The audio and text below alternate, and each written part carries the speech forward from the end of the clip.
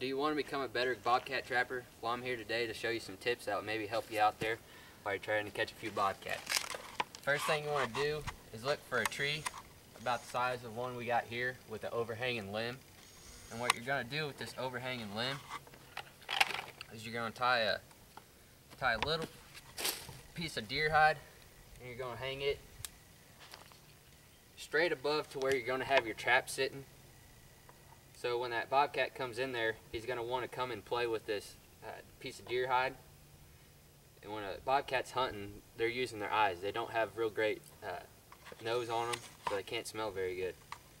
So you want to try and catch their attention with eye appeal. You want to hang that about 2 foot or so above your trap. So when he comes in there, he jumps up on his back legs and fools around with it. What you're going to do with your trap, you're going to dig a little hole here. I already made a little bed for it to sit in there. And you want to make sure your trap is very, very sturdy and is sitting in there good and tight so it doesn't move around. And the next step we're going to do, we're going to take, well, if I can find my bar here, I lost. You're going to take a piece of rebar, and you're going to put it at a 45-degree angle going into the back of the into the front part of the tree. And this is to kind of look like a mouse hole, or maybe like some type of a rabbit den. And that bobcat's going to come in there and see that hole, and it's going to make them stick around a little longer and give them a better chance of stepping in your trap. Hammer that rebar in there and you waller it out to make a circle about the size of a mouse to get in. And after you're done with that,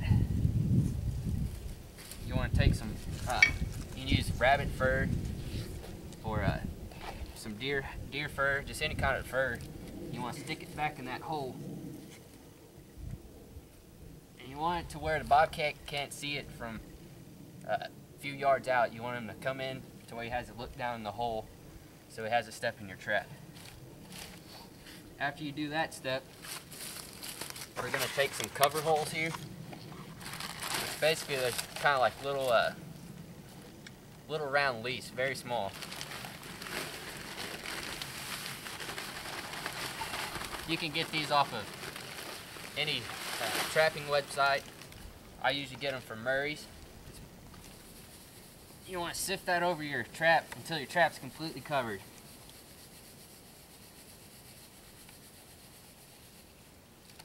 And you just keep doing that and doing that till your trap is perfectly covered and everything looks flat around it.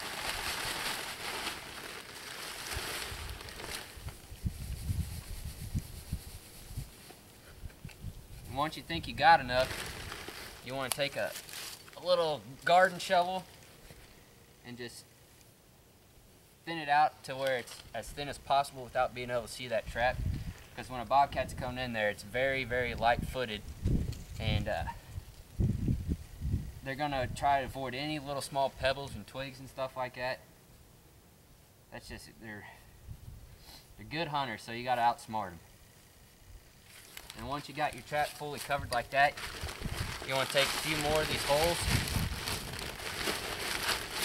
and you want to spread them around the whole set, so that way it all blends in good and natural. I like to use dirt a little better because it looks more natural than these, but these will catch them just as easy.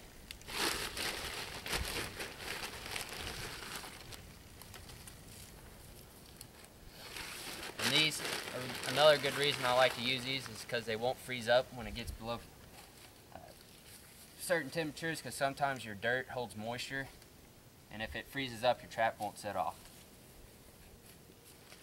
After you get that done, you're going to take some logs and you're going to make a V into the tree so that bobcat it's just to guide that bobcat into your trap. Kind of build these up, put them on both sides, and you don't want it too tight to where that bobcat is kind of scared to come in there.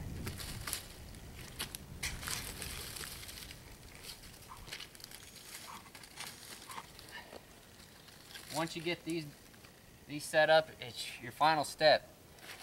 So you want to take your lures, any type of lure you have. I use Predator. It's basically just ground up mice, and it's very, very, very stinky. And you want to dump a little bit of that back in that hole. And after you put your lure back there, you want to take some bobcat urine, and you're gonna put it here on one of them sticks.